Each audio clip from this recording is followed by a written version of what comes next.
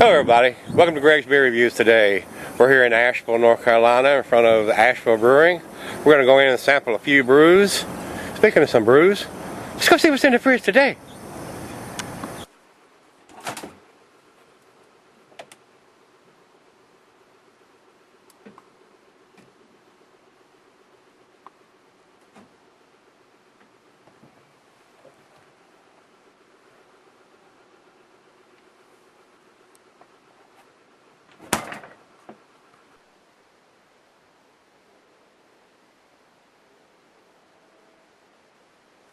Hi everybody, thanks for stopping by Greg's Beer Reviews today. We got another one here from Uinta Brewing.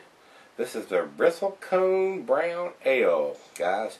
It says here, best before January 4, 2013. So we are a long way from that, so we're in good shape on dating on that. They got it right here. And guys, this is a lower ABV beer, so this one was more than likely produced for their grocery store line, which has to be like 4%. And that's what I have on this one, I think. I don't see it listed on the label here. Earth, Wind, and Beer. I like that. Keep Cold, USA. No, I don't see, it doesn't have it on here. Got the date, I mean, the date of it, but don't have the ABV. So it says here that it is a 4% beer, guys. They're out of Salt Lake City, Uinta is. It's a fall serving on this beer. The food pairing for this cheese is the earthy camembert, the Fontina, your more nutty cheeses, because your brown ales have a lot of nuttiness to them usually. Asiago Colby, Parmesan, the meat is pork and grilled meat. Glassware is pint, Beckerstein, a mug, a tumbler, a snifter. On these lower ABV beer, guys, I use a pint glass for those. 25 IBUs on this one now. Malty, according to their notes, says malty in character of this brown ale has a smooth body and a clean, well-rounded finish. English brown ale. So more into the English style here, guys. So shouldn't be anything radical, very sessionable. Should be fairly easy drinking too. So let's see what this is about. And I've heard that it's fairly carbonated, so we're not going to do too aggressive pour to begin with. And we'll end up with a heavier one here. Just to give us just a little bit of head there. About a finger. That's all you need. Over to the light. Guys, this is a very brown, reddish. It's a lighter than a cola color. I mean, it's a deep bronze. A deep red bronze color. Very clear, though. See right through to the bulb. And a lot of bubbles streaming up. So this beer is fairly carbonated. A lot of bubbles streaming up from the bottom of the glass. Looks very good in the glass. Looks very typical of a brown ale. Let's get a nose on it.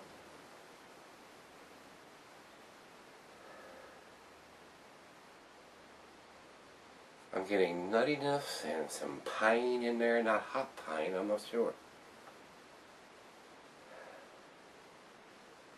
A little bit of caramel and toffee.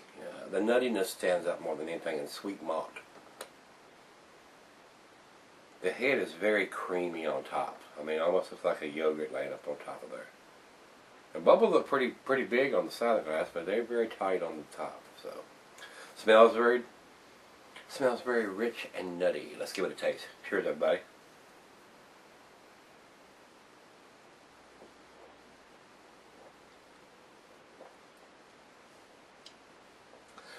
It is nutty, roasty malt.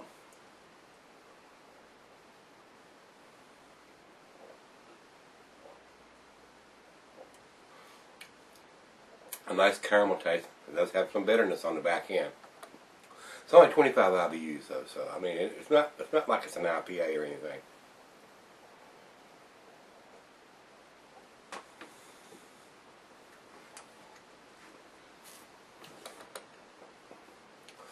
More typical of the English style, which is a little more on the bitter side instead of the big rich, either super malty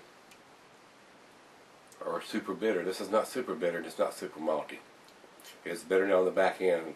Like I said, it's more like the English style than it would be an American style, which is what it is, an English brown ale. A little bitterness on the back end.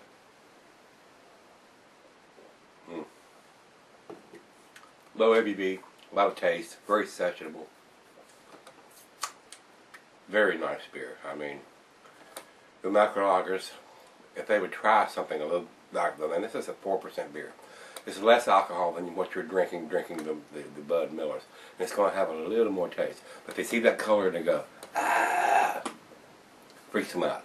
So, guys, I've drank half of it here, tasting it. So far, so good. For what it is, look at it what it is. Not the best English I ever had. Probably not supposed to be. Very nice, very easy drinking, very light, very sessionable, low ABV. Be right back. We're going to warm up. I have to sip it on just a little bit and see if she likes it. So I'll come back and we'll do the final chug. Be right back. Hi guys, I'm back. Got just a little bit left. I've been sipping on it here about 15 minutes or so. It's around room temperature almost anyway. The nuttiness comes out just a little bit more. It's a little stronger in the roasted malt smell. Still a very tasty beer for a 4%, very low ABV beer. A lot of taste in this beer. It really is for a 4% beer, guys. Final chug. You can see the lacing running up the glass there. Very nice. A very well made beer.